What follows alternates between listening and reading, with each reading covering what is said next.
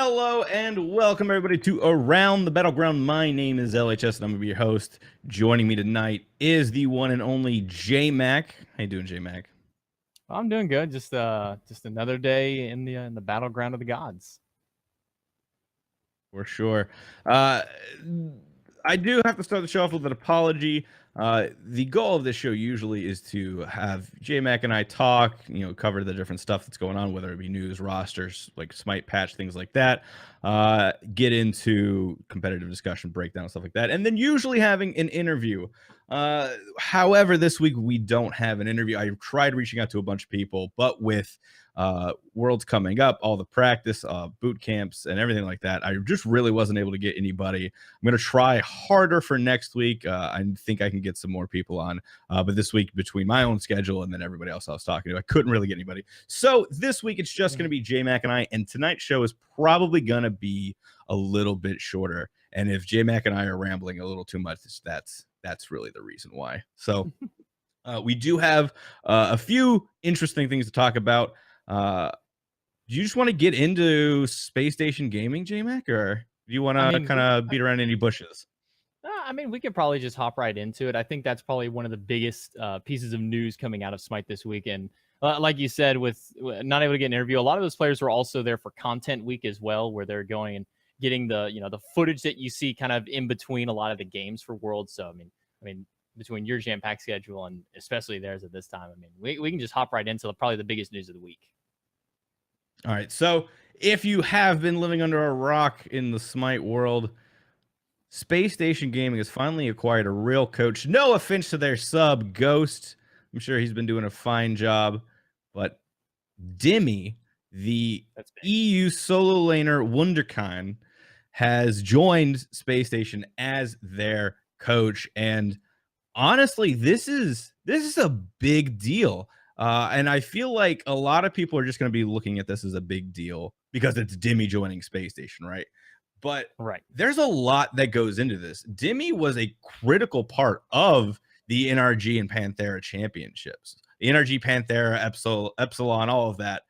He was a critical part of that. He is, I think, now doesn't get the credit that he kind of deserves because he did retire, and kind of at the end of NRG, people were pointing at him as kind of the reason. But in his prime, Dimi was nuts. And so why don't you give me some of your takes on this? I mean, just going off of his track record alone, he was the best solo laner in the world for a pretty substantial amount of time, helping to be a part of, in some course, the two-time champions of NRG, Epsilon. And while he may not have lived his entire time through there, there's no discrediting how great this player is. Dimi the Unkillable was one of his go-to nicknames for the longest time, because not only was he just a master of the solo lane, it was almost impossible to take this player down. Just would run rampant throughout. But the most important part is he was very essential in the drafting phase for that NRG and Epsilon squad at that time. And having a name this big move over to the side, not even just going cross region here, but going all the way to the SSG team, who we know that Space Station Gaming is already a powerful team. It's got 3 players that were former world champions on it. Now you're adding a 4th world championship champion to the roster as a coach this time around. And like you said, no discredit to Ghost. He's a great player, a pretty decent theory crafter, but now you got one of the best minds of Smite coming onto this roster. This is not only going to just improve drafting altogether, which I think is kind of where their fault was at the latter half of the season, but I think that this is just going to improve the morality overall of this team. Looking at all of the incarnations of, the Barra and Jeff teams, usually their down point traditionally has been that pick and ban phase for the last couple years. It's really been a sticking point, and it's really, if you look around like the memes of the different teams, the one that stands out for like this SSG roster is that they cannot draft. They don't have that ability to really win in pick and bans. And so there's a lot of different questions with that. You had Quintosh, who was the LG coach for the longest time, and again, a great numbers guy, but it felt like he was more focused on the builds and things like that than really, this is, easy, like easy comparison here, but like, oh, they pick Cirquette, let's pick Artio, right? Like, he's not that guy doing that. It didn't feel like, and Mhm. like Space Station as a whole really feels like they never quite push the meta forward. They kind of sit squarely, like smack dab in it, and stay in that little bubble of gray area. And I think Dimi, if they choose to do that, I think Dimi can make them better at that, just because of how where he's going to decide to have them pick bands. If they do have him run picking bands, or he might force them to be like, okay, Aquarius, let's put you on Hercules this game. I know aggressive warriors aren't really the play, but let's try putting you on that. Let's try doing this kind of stuff here. Still good picks, but not Mhm. exactly the traditional stuff that we're going to see. And so I'm really interested to see what Dimi's effect on this team is. Do you think we'll see any like drastic changes just from these placement rounds, or is it going to be the same old SSG? There's not going to be really room for him to showcase anything. I don't think we're going to see any of the drastic changes. We're going to see some very subtle ones. Not wanting to show all of their cards is kind of important in this placement round, because when Worlds comes, it's only a week away. You don't really have a week to practice a whole bunch of new strategies. So you don't want to give all of them away. But I think very little subtle changes, like, okay, you're going to stop playing this style of God because it's not working for you. You're going to not pick this God because you have had no success on it all season, even if it is a counter matchup to what they pick. I think that with Dimi coming on here, it's going to have that, no kind of pun intended, it's going to have that foreign mindset in there that they are not used to. This is a North American squad, and the two metas of NA and EU, while they occasionally have a little bit of overlap, they still have their pretty significant differences. And I think that by bringing in this EU mind who has the know-how, how the EU teams like to play, what their style of draft and meta is, bringing them onto an NA squad is going to give a different kind of insight that they're probably not used to. And I think that that's going to help them in those subtle drafts early on. And when it comes to the world stage, I think that's where we'll see some more of the big change-ups, like, you're playing this? Hold on, what kind of draft composition is going on here? I mean, that's what I'm going to be looking at, is when and if, I'm going more of the when they make worlds here with SSG. I think that that's where we're going to start seeing the more significant changes to the picks and bans, and also even just the play style in general because of those picks and bans. I think you're right. It's the one question I have, like, that I'm thinking now, that like from what you said, is that I wonder um how active Dimi was within the EU Smite scene over the last year. If you look at, the public facing Dimi stuff, I know he kind of did an internship with High Res and things like that, but as far as streaming, as far as like public Smite goes, he's kind of been underground. You don't really see him, right? So has Dimi kept playing? Has he still been in like in houses and that kind of stuff? And if he has, like, that's how much, like, how recently was that? How much is he taking from EU with the current meta and all that, and bringing it to SSG? Because I think if he has been active, if he knows the current meta and like has been in houses as a sub or something like that, and kind of is up to date with all that, I think if there's anyone in a team that can run an EU strategy effectively, it's gonna be SSG. Mm-hmm. And that could be all the difference. Running that EU strategy and style with, slight NA bents, because you're not going to be able to take the NA out of these players completely. Right. That could be really interesting. And that could be, I mean, we talk about, Splice making up their own meta, not playing by any of the established rules and doing whatever they want to do, and SSG being kind of the antithesis of that.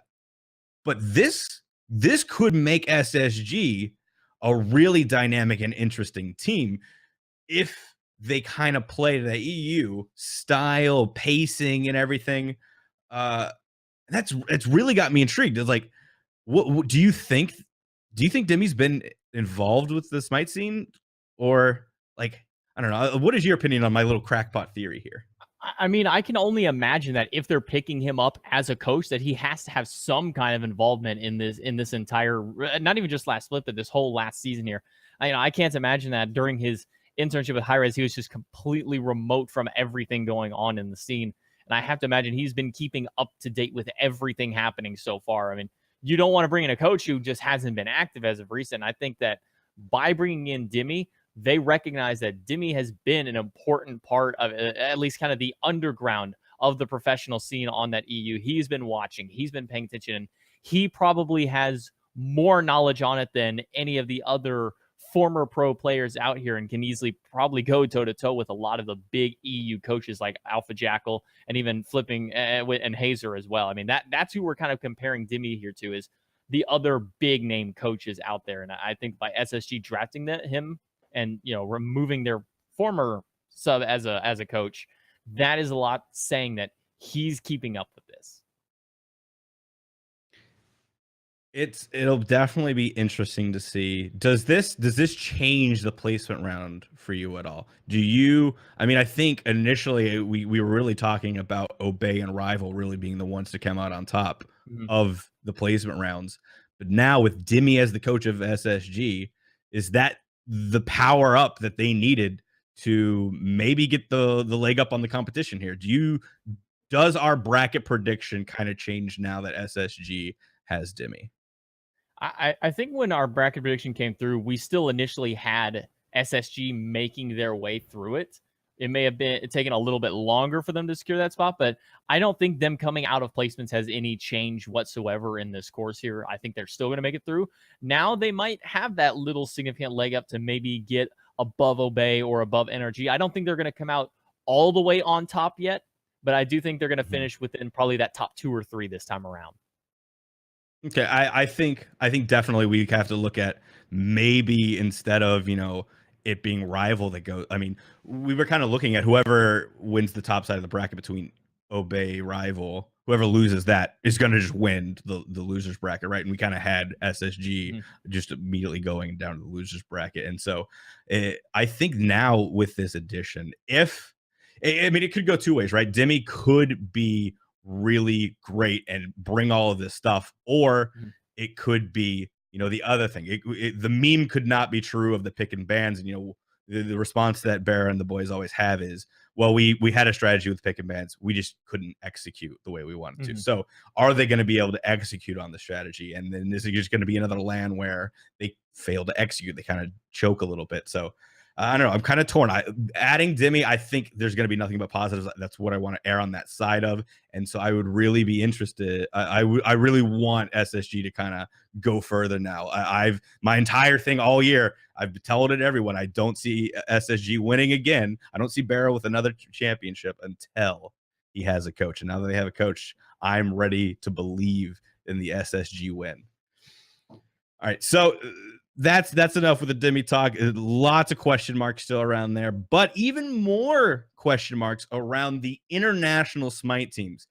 There's a lot of controversy around the Smite Global Series this year between what teams got broadcast, when they played, the format, and everything. And so we're not really going to talk about all of that. Like, that's been documented by the players. It's in the community. We're just going to focus kind of on each team that made it through the respective regions.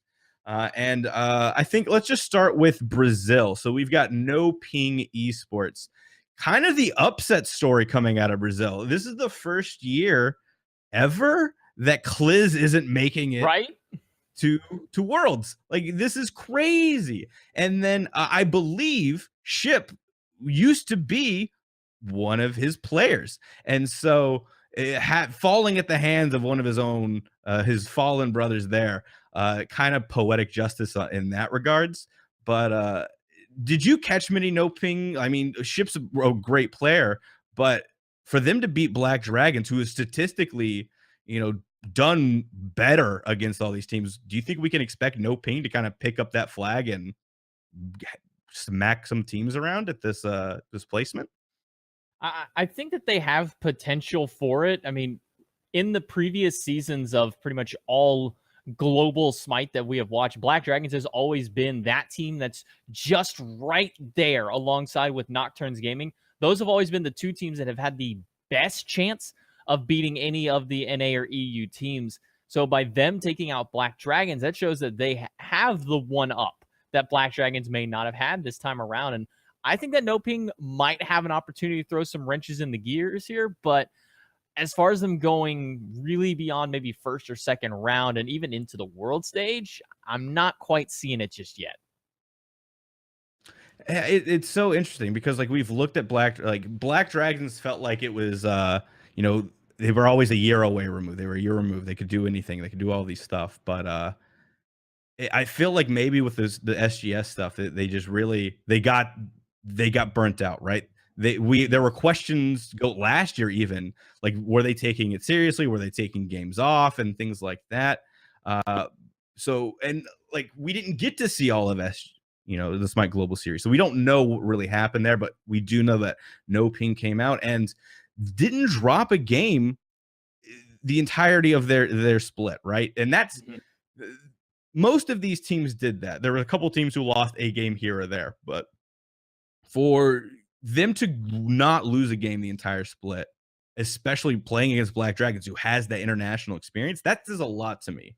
And I love to see this. While the international scene is really controversial, I think this year could be really interesting. This is why I love international Smite, because you do have these teams.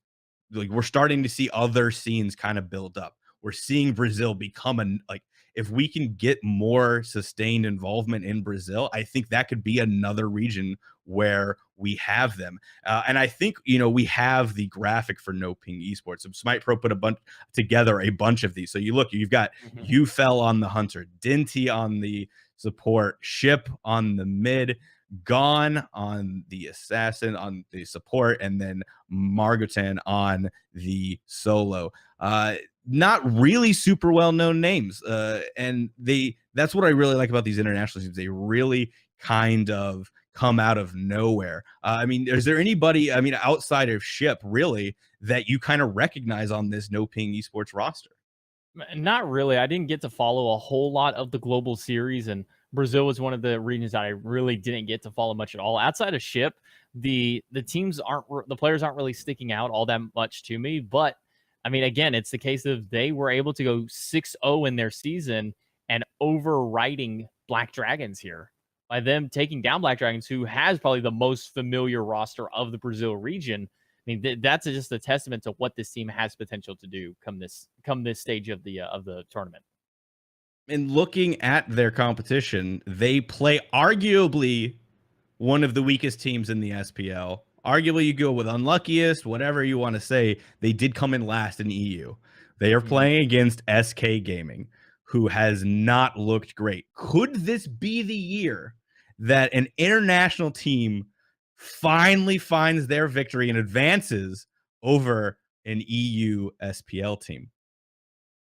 I think it's possible. Like we said in last week's show, SK is one of those teams that we kind of expected to have a better performance throughout, but never really found their momentum. I think that No Ping has potential for this one. I think you hit the nail on the head of they have probably the most favorable of all of the international teams. They have probably the most favorable first round matchup here. Absolutely. SK has struggled mightily, and with No Ping beating Black Dragons, who has historically took these SPL teams to the limit and just came up so short. Like they almost got there and they just couldn't put, the final touches together on the games. They beat that team. That says a lot to me. And if this team can bring that level of play to beating an experienced team like Black Dragons, I think this is a team that if SK underperforms again, as much as I hate to see it, I love Funball. I love the guys on SK, and it would break my heart for them to lose. Right? There's that other part of me, the Smite fan, the pure competitive Smite fan, would absolutely love to finally see an international team say, "Hey, we belong here. It's no longer freelo. You gotta play against us. We can play against all of you, or at least the bottom of you, or whatever." Like, however you want to make the statement. I think if I was gonna make the bet, I think I would bet on the No Ping just because I want it to happen, right? That hope and faith bet, like that's I think No Ping is put in the perfect position to really make a statement win for the international scene. Moving down the road, again, we have the graphic, right? We have Get On My Level from the newly minted Southeast Asia. We saw them kind of appear last year, and now they are a big actual region. They've got Maker as their ADC, famous for soloing Zapman, Hickey Eye, Bluefish, Abbing Glove, and Get On My Level, appropriately named. And this is a team that lost one game over their course, but was able to pick it up. And Southeast Asia as a region is one of the weirder ones. They don't play by their traditional rules either, but as a region. JMac, were you ever on the casting team for these SEA games last year? Yeah, in the last summer, I believe, is when I was a little bit more heavy into the SCA region. It's the perfect statement for them is they don't play traditional Smite. They're kind of an homage to what China used to be in the previous World Championships. Of they just kind of play what they want to play. If they really think that Loki is a lot of fun to play, they're going to play Loki. If they think that Habwa ADC is the route to go, they're going to play Habwa ADC. Might not see it with Maker Love. I mean, we know most traditionally for his Artemis that he got the solo kill on the Zapman.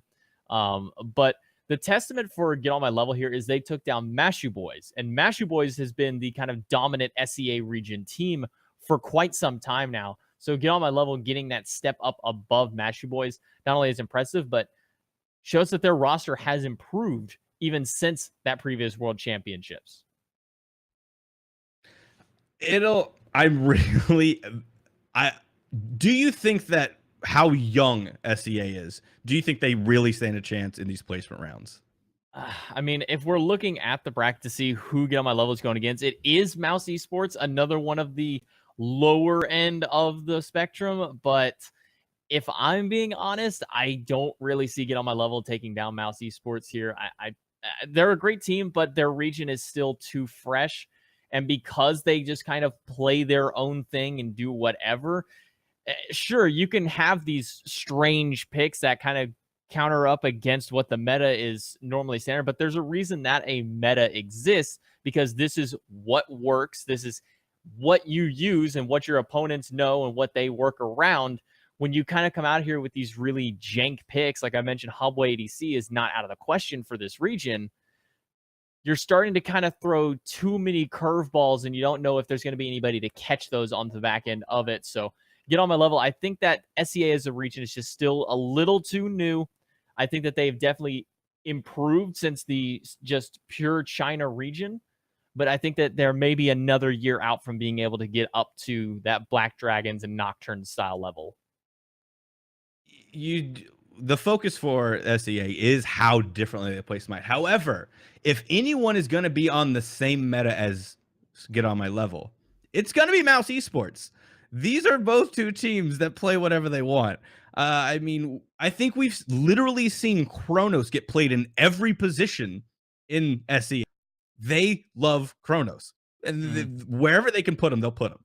And you know, we've seen Mouse love Shock and put him wherever they want to put Shock. We've seen them play the weird jank stuff, and I would love for Mouse to just steer into the curve and go full jank of their own. And what I love about other MOBAs, your League and your Dota, right, is they're different regions. They all have unique metas at different points, right? You can get to LAN, and each region will have its own distinct style, meta picks, and it's all different. And I want to see Smite grow and get to the level where they can kind of have that, where we see all these weird stuff getting played in SEA, but it works there and the way that they play. And I would love for them to kind of stay true to who they are and come over and maybe show these SPL teams like, hey, we're new to all this, but we can play the game at a high level just like you. We can theory craft just like you, but we're going to do it a little different.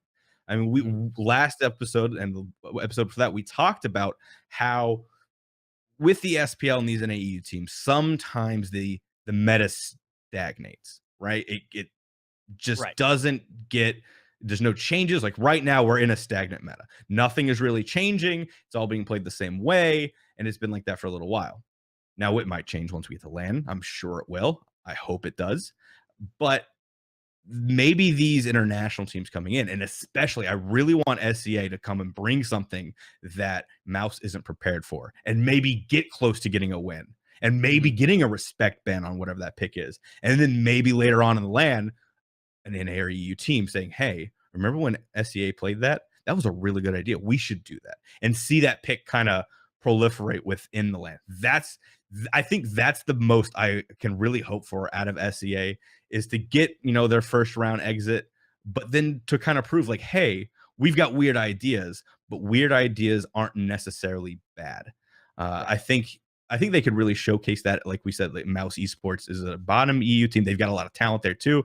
Arguably a lot. The difference between SK and Mouse on paper, not that much, but it just felt like Mouse was in a lot more games closely than what SK was. But even then, I think because they play so much weird stuff, the Skin on My Level team might be able to really make a name for themselves. And I really want Maker to get another solo kill. I really want. I'm kind of mad that this placement round isn't like at LAN, because the arena, I'm sure if Maker was to get a solo kill on somebody, would explode. Or am I wrong? Does anybody still know who Maker is? Are we too old of Smite people to like that we know who Maker is? That kind of bums me out a little bit, actually. I think we're too old. We've been in this game. We've been in the scene too long for all these young guns. I mean, Maker was even before my time, but I know who he is, right? And when he came back with SCA, I was like, Maker, oh boy, I can't wait to see what he does. But yeah, that was what 2 years ago that he got the solo kill on the Zap. That was when it was 3 at this point. I think it was 2. No, it was season 3, because that was Eager's attempt at Worlds. Okay, it was. Yeah. It was the Eager run at Worlds. So yeah, that was 2 years ago that Maker Love made his name. Then maybe I wasn't before my time. That was directly my time, because season 3 was my year, like when I did everything. Wow, time flies. Look at that. It really does. All right, so that's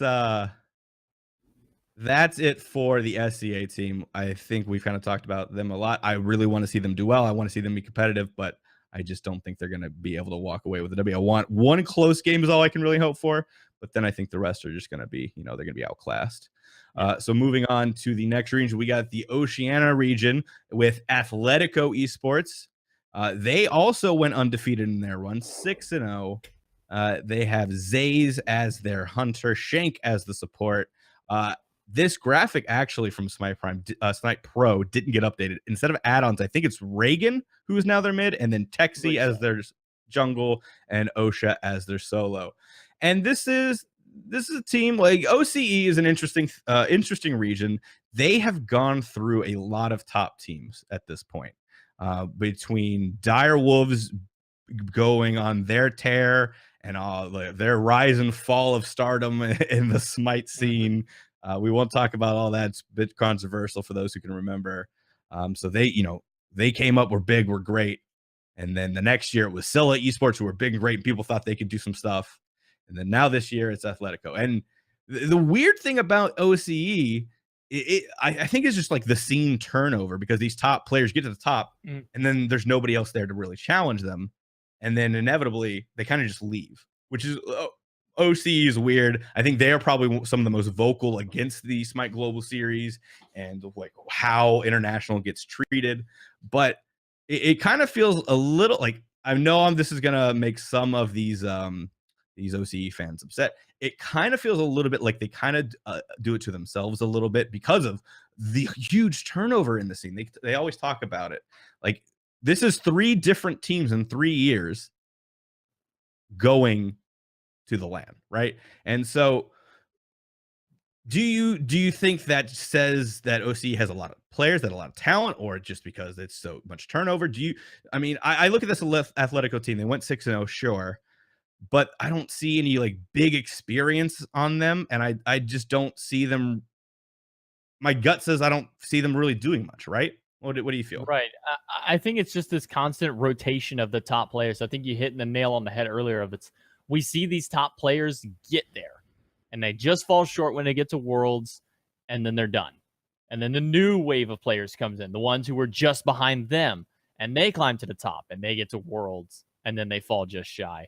And I think that we're now seeing this third round here. You know, we had Dire Wolves for a while. It was Dire Wolves or players who were consisting of the Dire Wolves roster.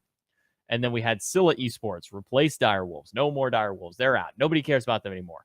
And now Scylla Esports is gone, and we have Athletico taking over. And again, it's another rotation of players who weren't quite there, but have now made it to the top because the previous best players are no longer playing. They're coaching. They just outright retired from the game entirely. I mean, I think that of these top teams, Athletico has the biggest question mark out of all of them because it's probably the least familiar of all of the rosters.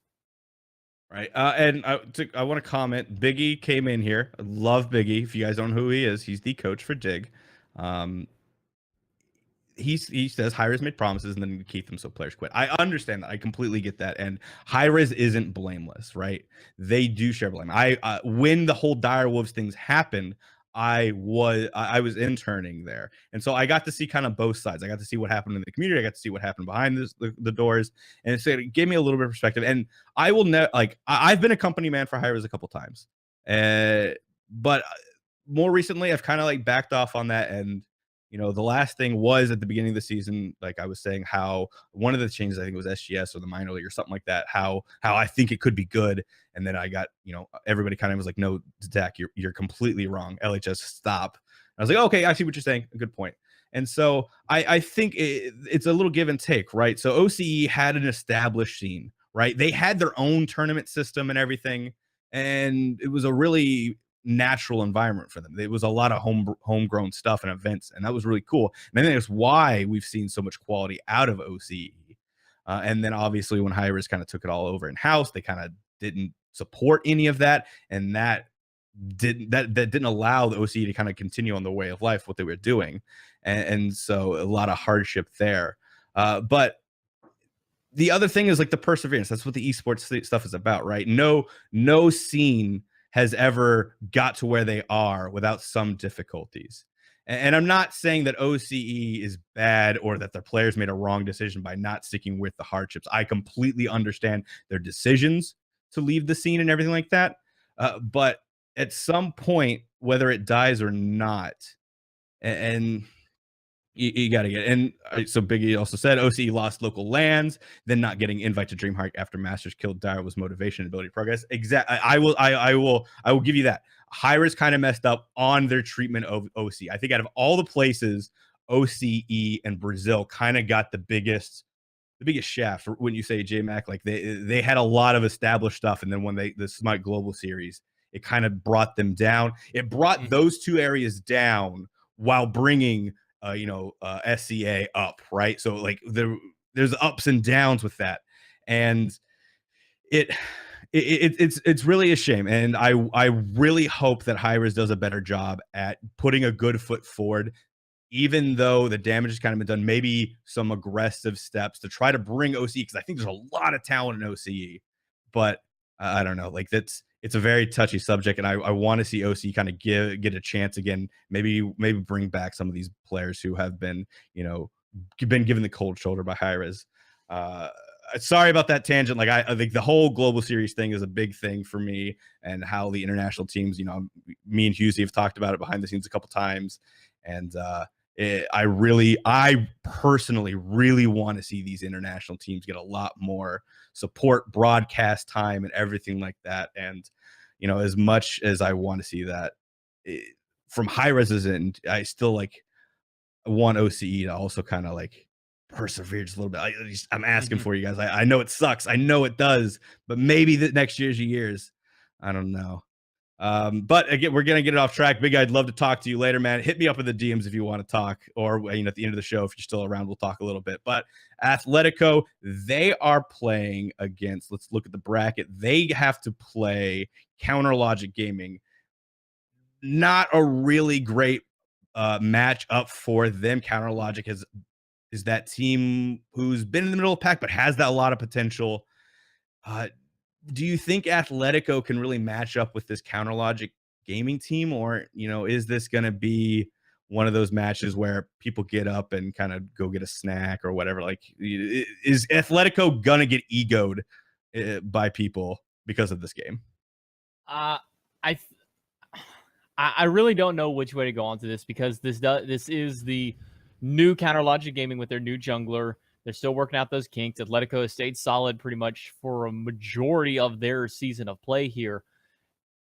But I do think that this is probably going to be one of the hardest to call for Atletico, even really having that close game against Counter Logic, because CLG has shown throughout the season that they can contend against the top teams in the world, but they always just fall a little bit shy here. As much as I would like to give Atletico the benefit of the doubt and say that they can at least run this nice toe-to-toe matchup with CLG, I don't see them progressing beyond the CLG roster here. I think that CLG is going to have that matchup over them. I think that Atletico is going to have a lot to learn in their first set against one of the big powerhouse, NA or EU teams here. I think we're gonna say this a lot. This is a sentiment that's gonna be shared across the board, and I mean it's our blanket boilerplate statement.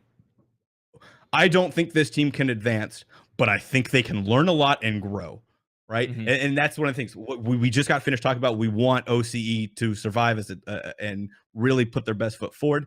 If this Atletico team can stay together after this and get something out of this, and Hi-Rez gives them, like, there's so many things, if they go right and this Atletico team stays together and they have this LAN experience and maybe they get some scrims and stuff while they're there, it's then the next season, right? Maybe they can come back and really be strong. There's so many questions, especially with OCE because of the turnover there. I don't know. I really want to see this team advance. OCE as a whole. We're getting a bunch of information from Biggie about how insane their jungler is. We've seen that in the past. I think one of the next teams we're going to talk about has a really nuts jungle, but we'll get to that in a bit. But I think Atletico can learn a lot from this. If depending matching up with CLG too, CLG is going to mechanically be very good. They're not going to be over aggressive, really. Mm-hmm. I think it'll be a good matchup in the jungle. Mask is going to push Texi to the limit. I think there's a lot to learn for Atletico in this, and I think out of every first round matchup, really, and feel free to disagree with me, I think that out of all of these international teams, they probably have the ability to learn the most because of their matchup. Going up against Counter Logic, they're going to have a lot of film. Oh, we lost because of this buff invade. We could have done this better. Oh, they passed this way. They warded this way. They're going to have a lot of good information to go back on in the film room. And so I think they get the moral victory for the international teams on, like, the ability to get better after this LAN. Yeah, I do agree that Atletico probably has the most that they can learn out of all their matchups here. While they're going up against one of the tougher early round matchups, I do think that they have the best chance to learn from their mistakes in this one and really have that chance to grow.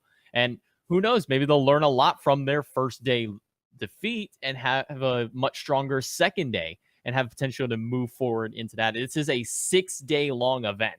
I mean, losing day number 1 isn't the end of it. It's double elimination. You've got that second opportunity. We've seen teams in all shapes and sizes and all levels of competitive take a first-time loss and make a strong climb back, or at least show a strong improvement in their second set here. So we'll really have to see how Atletico builds upon even just game number 1.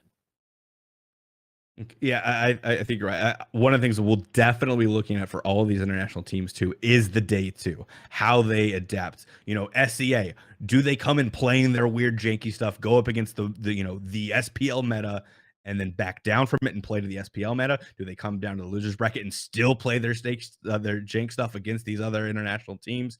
And like that's kind of what I'm looking forward to, is who adapts, who adapts and overcomes, and then who kind of stays true to themselves and refines, right? There's a lot of different things and a lot of different ways it can go. I think if you are a true fan of competitive Smite, you don't miss any of these games. You'll pay attention to all these international teams, even if they get stomped. Like, even if Atletico gets stomped, I'm still going to pay attention to that game to see what they do well. And then I'm going to watch them day 2 and see them play against each other to see how these international teams are stacking up against each other.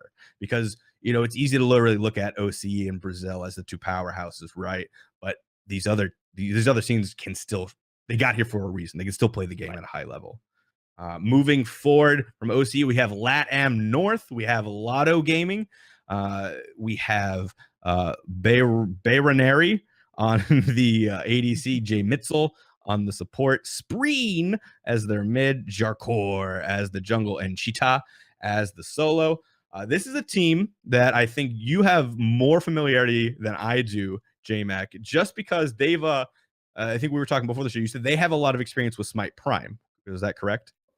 Right. This is a team that I think for at least 3 or 4 weeks straight, we're competing at the top end of the Smite Prime tournament. For those who aren't familiar, Smite Prime is probably one of, if not the biggest community tournaments. They play multiple regions. So there's the NA and the EU regions, and these guys have always been playing at the top end of their respective division that they play into. They're always coming in at either right there at the cusp of the grand finals. They're either winning the grand finals or coming just shy of it to a team that's just a little bit better than them, because Smite Prime only formats to be a best of 1 all the way through. So there is no second chance for them. It's you're one and done. And their matchups for Lotto Gaming are always high intensity. So when we're looking at this Lotto Gaming team, I mean, we really have to go with the comparison to Nocturnes, because this is LATAM North and South have to play against each other before they even get their chance to play in the main tournament here, the main placement rounds. These 2 teams do have to go against each other.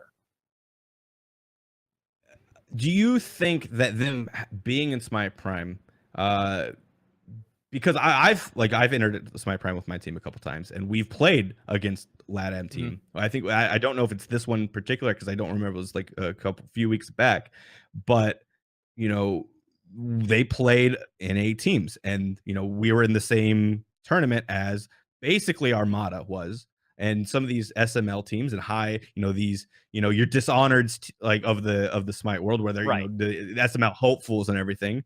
Do you think that they have a leg up somewhat in these placement rounds as far as international goes, because they are entering that tournament? They have the ability to kind of play against these, and we've seen in the past where when Eager got scrimlocked out of NA, they played the LATAM international team. They played LATAM, and I think they played Brazil, and they solely focused on that. And then those teams got a lot better. So do you think Lotto maybe has gotten a lot better because of these Smite Prime tournaments, or is just the format and everything not conducive to real competitive advancement there? I think it does give them that do or die situation that a lot of these teams aren't too familiar with. A lot of these best of 3 matchups, it's okay, we have a game to mess around, see what goes on, kind of poke fun at the shark here. Game number 2, we hunker down. If we have to go into a game number 3, then we know it kind of gets a little serious. Where in the best of 1 formats, it's you're on the constant back foot the entire game. You are on high alert the whole time through. Now, Smite Prime doesn't have a whole lot of stakes up for it. It's some gems compared to any kind of real prize money. But because they're playing against some of these top NA, and I can't even say top NA Smite teams, more so some of the top NA ranked players, because that's what we really see in Smite Prime, is a lot more of the top ranked players going, well, we want to try and win some gems today. Let's form a team, get together. You occasionally do see the Armadas or the Sanguines pop in there. And I think that does give Lotto a little bit of an advantage going forward, is they not only, watch the meta that NA and EU are doing, but they're also playing into it and seeing how that they can compete against it and trying to adapt through it. I agree. This Lotto team, having played against these top players in NA, kind of gives them a different perspective. We've talked about all these different regions having different metas and stuff. I think LATAM is probably closest to NA as you can really get. They play a lot of aggressive stuff. It's very similar, that mindset, and that going into these placement rounds, that could be something that is to their benefit. The game is played a lot more passive right now than it used to be, and I think if LATAM can kind of come in and they play at a high level, and they play at a high level aggressively, they might be able to surprise some people here and there. It really depends. If they're playing at a high level across servers with high ping, at these Smite Prime tournaments against high level competition, like your Bruh, your Cope Baby, your Armada teams like that, that could translate pretty well. You know, we've seen who's the poster boy in the SPL for having playing at a high level at a high ping, and then getting on LAN and playing at an even higher level. It's Cherio has done that for years now, and so if these LATAM teams can do that, it might turn a few heads here and there. We won't talk about their matchup because in order to get to their first round matchup against, they have to play against Nocturnes. So we'll talk about Nocturnes next, and then go up to their matchup, and then whoever wins that game has to play Luminosity. But Lotto Gaming, I think, has some interesting stuff. They won 5, lost 1, but I don't know. What else is there to say about LATAM? There's a lot of potential there. There's a lot of there's not a whole lot known. I feel like at one point LATAM and Brazil were the powerhouses. The OCE was there coming up, and then they became a powerhouse. And I feel like as Brazil has really grown, I think LATAM has kind of taken a step down in power that way. But I don't know. Like maybe that's just my own prejudice. But I look at this LATAM team and I'm like, what else can I say? Like they're going to be aggressive and they have potential. What else? What else can I say? Really, these other teams, I feel like there's different aspects that really solidify their region. But with LATAM, I feel like it's pretty darn close to just ranked in NA and all of that. And these are teams that can pop off, but it's will they pop off, right? I mean, that's going to be. We could probably say that about any of these teams, but I think LATAM is really just that middle of the road. They're not phenomenal. They're not really bad, but they're kind of consistent, and they're growing, but they're not making leaps and bounds every year. I feel like, and I feel like that's LATAM in like a pretty good nutshell. Yeah, I think so. All right, so moving on to our last team, we have Nocturnes Gaming. They also went 5-1. They're from LATAM South, and they are Zion 6. Yep. No to Lover, Zion, Lean, Smitero, and Daylon. And this is a squad mostly, I think, intact from last year in their run at Worlds, where they played Rival.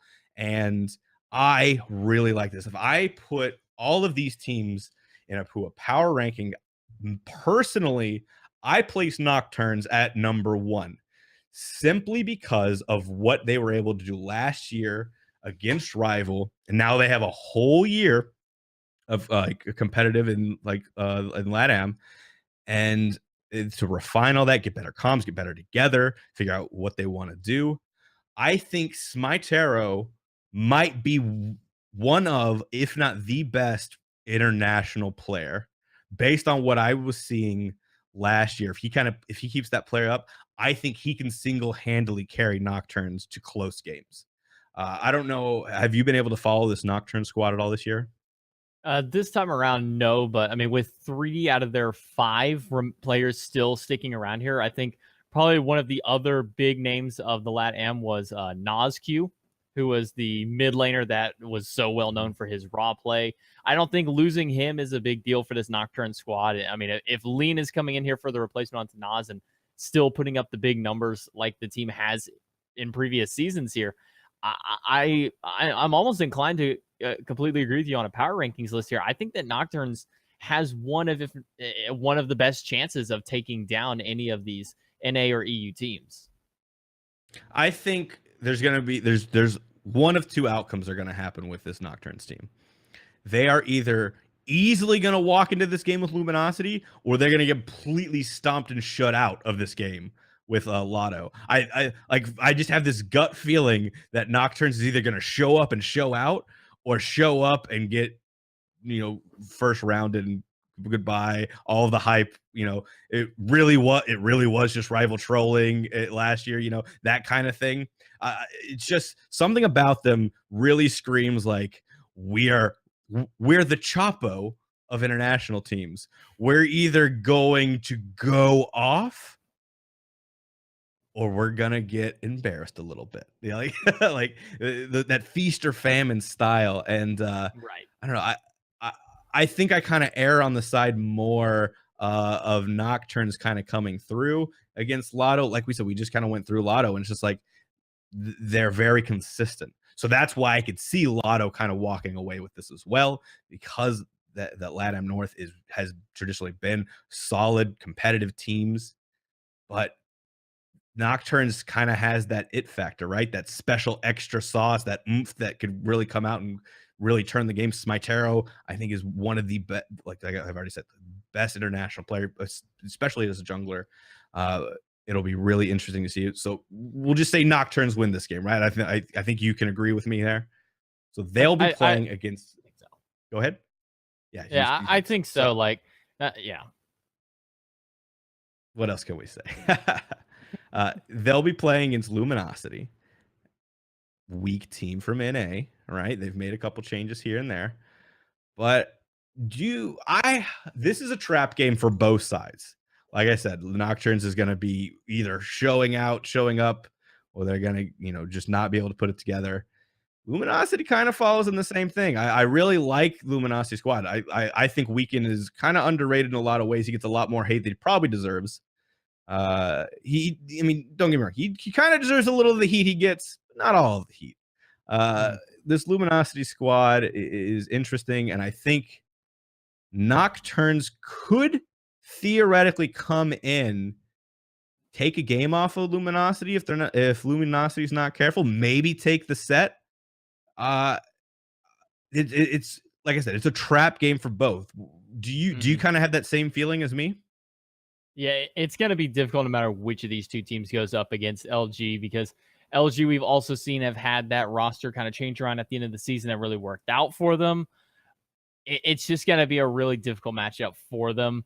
We talk about how SK was the weakest team of the EU region, how we thought that they had the easiest chance of losing to one of these international teams here. And it would almost be inclined to say the same thing for LG, but LG are so iffy because they can take games off the top teams very easily.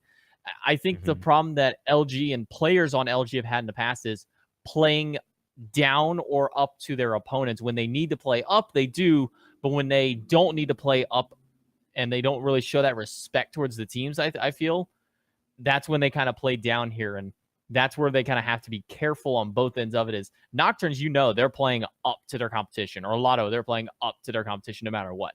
They know what they need to do to beat these more powerful teams theoretically here, where LG are kind of on the fence about it here. So I think it's going to be a difficult matchup for either one of them. We talked earlier about how No Ping probably has the best chance of getting a game off of an SPL team, but looking at Nocturnes and Luminosity, we might have overstepped a little in saying that No Ping had the best chance. Nocturnes, if they show up, if they can play to the level that we saw last year at Worlds, I'll say I will go with this bold. I'll make the bold prediction here. If Nocturnes can play to the level that we saw against Rival, they beat Luminosity. The way that Nocturnes was able to get pressure from the solo side against Ice and Deathwalker was impressive. The way that they were able to play that game and almost win that, and it was only because they didn't have the experience to really push into the mid to late game.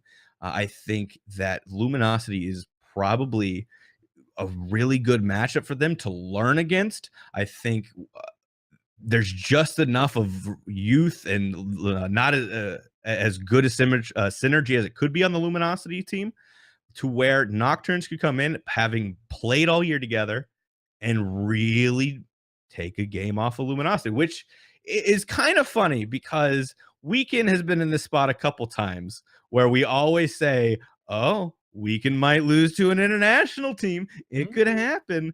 And it hasn't quite happened. Well, last year, somebody took a game off them, right? Licked won a game. Wasn't that? Didn't happen?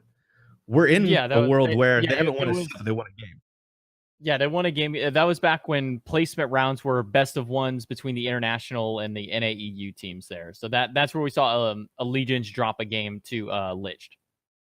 So Weekend already has a history of losing a game to an international team. Is he going? Maybe Weekend is. Yeah, maybe Weekend is actually the biggest supporter of the international scene to date, and he's gonna let Nocturne. He wants to go on vacation. He's already got it all planned out.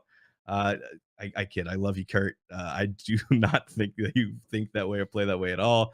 I think Nocturne just has that chance. Obviously I'm gonna, if I'm betting on playing it safe, I think Luminosity just edges them out because they play in ASPL. Kurt's a great jungler with a great mind for the game, and I think that's what really is going to shut Nocturnes out is his play, transitioning and shot calling. But Nocturnes, you never know. They have that it factor where all of a sudden, we look back to Frostiak in the last week of the SPL, where he, got out of Ice Cage with that blink, and that turned the whole game, right? I feel like that's something special. That it factor kind of resides within this Nocturne team. If they have that moment, things might go their way. But all right, so that's it for our international teams. I'm really excited about all of this. JMac, is there, out of all of these games, which one are you looking forward to most out of this first round? Out of the first round for all these international teams, I'm probably most excited for this Luminosity and then Nocturnes or Lotto matchup here, just to see if LATAM and then flipping over, No Ping versus SK, because these are the two regions that we've kind of seen climbing to the top almost every single time. Curious to see if this South American region here as a whole is going to take any of these games, and not just games, but take a set off of these NA and EU teams. Absolutely. I agree. If my number one game is going to be this Nocturnes Lotto Luminosity game, and then going into the No Ping SK, just because I think those teams honestly just have a shot at moving on into that winners bracket.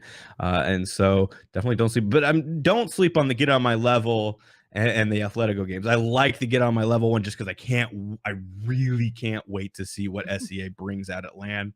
And then Atletico, I want to see how they kind of match up against this Counterlogic Gaming squad and see what CLG really does.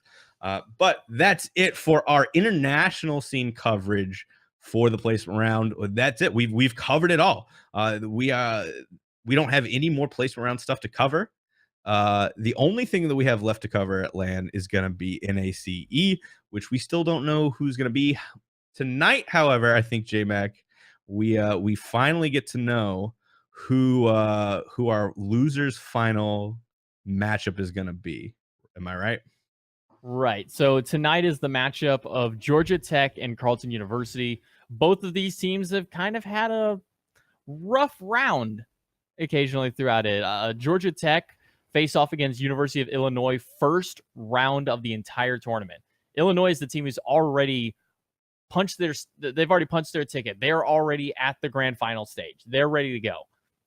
And for Georgia Tech to lose out to the team day number one, it's kind of rough for them because they were seen to be a top team. When you put two big hitters like that against each other early, well, obviously only one can move on. But Georgia Tech since then has climbed through 5 rounds of the losers bracket to get into this semifinal stage against Carleton University, who Carleton got knocked out by Arizona State. Georgia Tech kind of trampled on Arizona State a little bit. That matchup, I think, is going to be... I think we actually just streamed that match the other night, actually, on the Smite Mixer channel. And Georgia Tech just really didn't even care what ASU had to bring. ASU had a good early game 2, but they never really gained a substantial lead. Georgia Tech, by 7, 8, 10 minutes, they had a 4 or 5K gold lead, and it just kept getting bigger and bigger since then. When Arizona had a lead over Georgia Tech, it never really got above 2,000 gold, even up to 15 minutes into the game. Georgia Tech just seems like one of those teams that it doesn't matter if they're slightly behind in the early or dominating ahead. They're always pushing their boundaries, and they're always recognizing where the weaknesses of their opponents are. And we saw a lot in game number 1 of Georgia Tech fighting their opponents, getting that early kill or early pressure in either the mid lane or the dual lane. That's where their primary focus was. And then constant red buff and purple buff invasions on cooldown, sending 4 players to a red buff just to make sure that they can steal that away from their competition. Really, that's kind of the name of Georgia Tech right now, is very high early game aggression. And that's what they're going to be going up against Carleton University, who is kind of played more towards that mid game and towards the later stages of it. They got knocked out by Arizona. A lot of people, I'm not going to say it was just the internet issues for Carleton. That's why they lost Arizona. They might want to attribute it to that, but Arizona getting not just one, but 2 games onto them is a little bit more of a factor towards that. So with Arizona now out and Carleton being the last of the top teams remaining for this one, it's not going to be an easy game here for Georgia Tech. It's interesting. I kind of have the vested interest in this, and looking at these 2 teams, I've done a lot more scouting onto Carleton than I have onto Georgia Tech. It's been a little easier for me to scout Carleton in just in general. Georgia Tech, from what I've seen and heard, especially this last game against ASU, where ASU wasn't able to push a lead and everything.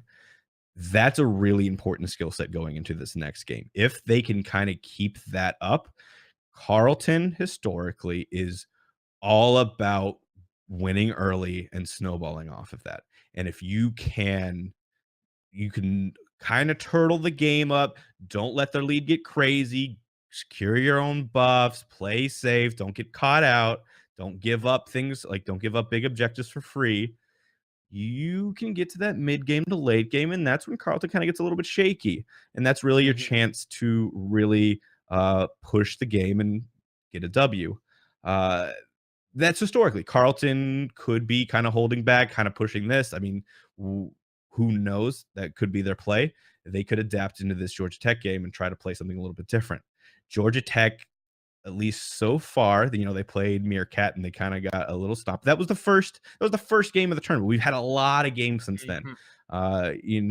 My team has transformed hugely from the first weeks of play. We've gotten so much better, and I can only imagine these other teams are doing the same thing. And so looking at Georgia Tech and Carleton, it's hard to call. If Carleton is allowed to do what they want to do, they could get this victory. If they are stalled and not allowed, they're kind of controlled. If Georgia kind of is able to, pull off the energy strat where, we're going to let you get ahead. You can do whatever you want. We absolutely know that once we get to mid-late game, we're going to crush you. So do your worst early, because if you don't, we're going to win. And so if they can kind of pull that off, then Georgia Tech kind of walks through 2-0. But that's no easy feat against these Carleton players. They are very good at what they do. They're very aggressive, and they collapse really easily. That whoever the shot caller is on that Carleton team is phenomenal what they do, where they call their objectives and where they're getting their ganks and everything. I'm really excited to see this game go down. I'm really excited mostly because I know who the heck I'm playing and who I need to scout and plan for. I've been tearing my hair out trying to plan for 2 teams so far, and I don't know. If I had to guess which team is going to win, I think I might go Georgia Tech, just because the first round exit to Meerkat didn't paint them in the best light, and then they've shown how good they are, especially that last game against ASU. But I think it could be close. I don't know. The bigger question here is that whoever wins and whoever loses, right? Is it going to be a 2-0 or a 2-1? I think it more than likely. Gut says 2-1, but my coach analyst voice is saying it's going to be a 2-0 for one of these teams.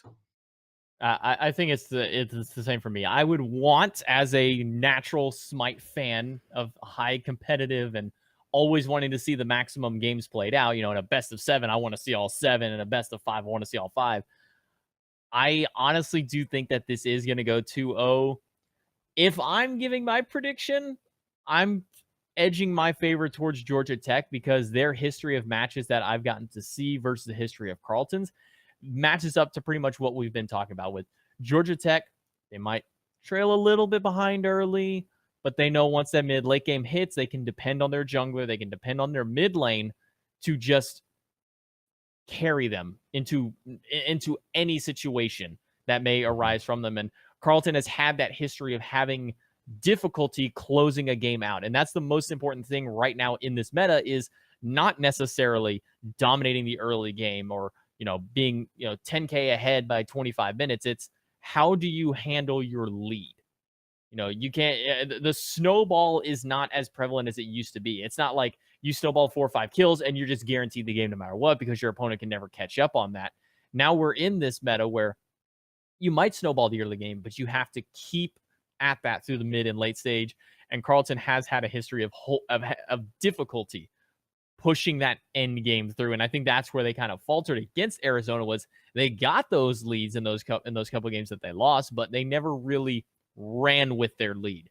Where Georgia Tech, like I said, game number 1 against ASU, they got a 5K lead by 10 minutes, and it was just all downhill for ASU at that point. There was no way that they got a couple of picks here and there, but ever since Georgia Tech, constantly going. Even their matchup against A&M, which I think is probably their best matchup that they've had here, is against Texas A&M. Texas A&M, they kind of kept Georgia Tech on the back foot most of the game. Georgia Tech finally got this momentum going. They had a fire giant stolen from under their noses. What do? They wait for Texas A&M to play directly into their hand, link in with a 4-man cataclysm into a 2-man powwow immediately afterward, and they get a 4-man wipe on Texas A&M, run down the mid lane and end the game. Georgia Tech, out of, I think, all of the teams out here, aside from Illinois who have made it, have the patience that none of the lower and mid-end teams have had yet. It's, you lose an objective, no problem. Whatever, we'll worry about that at another point, because they lost a fire giant at 25 minutes. They lost a fire giant to Texas A&M. What do? They waited for them to make the wrong move. Texas A&M grouped up. They blink in. They get a 4-man wipe off of it. Georgia Tech is a team that knows how to handle all stages of the game, and I think that's the most important thing in this matchup, is handling all 3 of those stages in the game. The early game, try and get that early snowball going. The mid game, carrying forward with it, and the transition to the late game, where you have to have your hunter, your mid laner, and even to some extent your jungler be that hard carry, and have your support and solo be there as your back burner to make sure that you can push forward. And I think between Georgia Tech and Carleton, Georgia Tech has that edge, and I'm gonna call the 2-0 onto it. But Zach, we can't just end it here, because by the time next week comes, NACE is gonna be over for the bracket play. Then it's gonna be the Grand Championship. So both you and I have called Georgia Tech moving forward. Now, I know you have a little bit of bias. I'm going to hope you kind of move past your bias when we talk about this next matchup here. If we're both calling Georgia Tech versus RIT, where do you see this matchup going? It's hard. I think we will match up better against Georgia Tech, because they're a more rounded team. They're not playing for that early game. And historically, if we look at RIT, they've struggled with early game the most. They have been a much better team fight team. If they're the siege defenses and everything like that, they've won games like that. They've been able to play defensively, get back into a game from a couple levels back, and really capitalize on mistakes in the mid to late, and have good shot calling and target prioritization in those mid games from behind. That being said, Georgia Tech is, I feel like, the better team on paper. And so if we're looking at this objectively, we're looking at Georgia Tech being the better team and going in. It's tricky because RIT has so many question mark players where they have the ability to go off, but have no consistency in that. We look at the mid laner, Malunga. He can be an absolute carry, a beast on whatever god he's playing. Whether it's Agni, Discordia, Poseidon, he plays a lot of different mids in that role. And if he gets going, he really gets going. We've seen a lot of teams kind of catch on to maybe his aggressive behavior, and then kind of camping this lane, putting the jungler there, rowing through, and getting a lot of play and pressure in that mid lane to take over for him. You look at the ADCs, Nox One Trick, formerly Spirit Storm, has insane games lately, going 14-2, 10-1, stuff like that, just having really great games. But then there's other games where you never, his name is never called. He just doesn't feel like he does anything, right? It's there's several players like that on our team, and if we play to our highest level, we can compete with any team in this tournament. We played very well against Meerkat, and then we just didn't capitalize. We slipped, right? And so if we can play at that high level, we could beat Georgia Tech. It'll be close. However, Georgia Tech can also play better consistently, perhaps. Like, we don't know. We've got to look at the film. If I if I'm being honest, as a coach, I would probably say if we play this match out, if this, we simulate this out 10 times, I would probably say 6 out of the 10 go to Georgia Tech and 4 go to us. I think that's a fair breakdown on that. I think we definitely have the potential, but Georgia Tech has shown more consistency and has shown a little bit of specialness across the board, whereas ours has been a little bit more spiky. I think I can agree to majority of those points there. As you mentioned, you have players that can go off. We've seen big play moments from Malunga. We've seen big play moments from Nox Trick, which I don't know if he prefers I call him Nox One Trick or just Nox Trick. I don't know. Calling him Nox One Trick. Not to refer to him at all. We just ignore Bobby. We'll just call him Spirit. Just Spirit. When would we refer to the remainder of his name? Actually, JMac, just refer to him as Bobby. Like he's okay. just Bobby. Just Bobby. Okay. Bobby. But when we're looking at this history of RIT here and the players that have popped off, it's typically your mid and your ADC. When we're looking at the history here of Georgia Tech, yes, there's obviously going to have those pop-off moments, but the consistently at the top players that I'm always looking at are their mid and their jungler. West Village, to me, I think has the potential to take shots at Meerkat right now. I think that West Village has the most diverse god pool of any of the mid laners in the NACE, even maybe up there with Meerkat. We've seen Scylla, Kukulkan, Agni. We've seen the whole spectrum for West Village. Chernobog as well as another one. I mean, he can play the tops. He can play the mid-pack gods. This guy has so many options available to him. And then when you couple him with a player like Ascendance, who has been running and wreaking havoc in the jungle on these very high mobility and very high damage-oriented gods like Serket, Daji are like the two big ones that I go onto him. I then have to throw comparison to the mid-jungle matchup of RIT, which is Malunga Flipsy, who have had probably the most inconsistency among the RIT team here. Flipsy being my biggest question mark onto the team here is how is Flipsy the victim going to compete in these matches? Because historically watching Flipsy in this jungle role, he hasn't been putting the numbers up there comparatively to Malunga, Noxtrick, even, Kobalistic and the rest of the squad in Daladingo. He's always been kind of on the lower end, and it feels like in a lot of games that I've seen from RIT that he's kind of been carried throughout the games by his team. And what I need to see from RIT to have them have that shot to take down Georgia Tech is Flipsy's got to be up there. He's got to be on his A game. He's got to be on his safe and comfort gods, but that can also apply that pressure.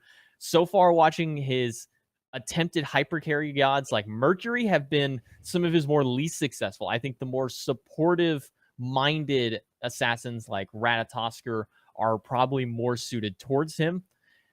And then how is he going to handle the high intensity that comes from the mid lane of Georgia Tech? Because we saw them putting Unscathed at the base at a minute into the game, because they understand that this is a Freya. What are we going to do to a Freya at level 2? We're going to try, or we're going to kill her. And that's what happened, is they sent Unscathed all the way back to the base. He was level 1 back to the base. Comes back in a lane, gets poked back out again. So realistically for me, and this is me giving my 100% blunt, honest opinion, I think this is going to go in Georgia Tech's favor. RIT has potential to take the set from them. I don't really see this going just as a 2-0 because I know that RIT has the ability to pop off which could give them a little bit of an upset that Georgia Tech wasn't expecting, considering their previous opponents have always been just right there all the time. But I'm still granting my favor over towards Georgia Tech here, and a little more than 60-40. I'm pushing it more towards 70-30 Georgia Tech in this one, maybe 65-35 on this. The one thing I think is important to also remember going into these final games is that RIT has something that not a lot of these teams do. They have a coach. Now, what that's worth to you, it varies. But Fair. RIT has not just a coach. We have a coaching staff of players. So we have Shady Meeks is our jungle coach. Shady Meeks. Shady Meeks was going to be our jungler going into AVGL this year. We had him. And then, obviously going into ACE, we have several players who were going to be there for us, but just ended up not being able to. And so they stayed around and coaching. So everybody on our team has somebody that matches up with them to be a coach. We have an entire environment for them. And while some of these players like Meerkat definitely has that sort of support system, right? I've seen him in pro in-houses. I've seen all that, right? I've seen Mando helping out data members solo laner. I've seen those connections, right? I've been playing my own connections in the same way. So we have a lot of that going for us. Whereas Georgia Tech, do they have those same connections? And so my team has that coach, the analytics side of things. And, if you remember back, I wasn't around and didn't do pick bans for our first game against ASU. That was the first game of the season we lost. I came in because I had got off work and ran pick bans for game 2 and game 3, and we won 2 in a row.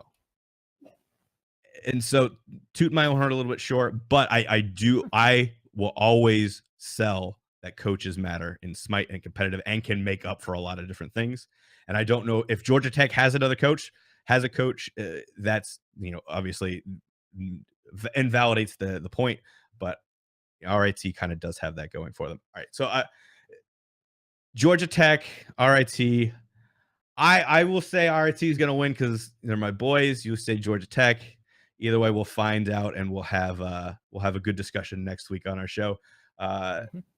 But I think that's it. I think that's all we have time for this week. We ran longer than I even thought we would. Do you have any things you want to say before we head out, JMac?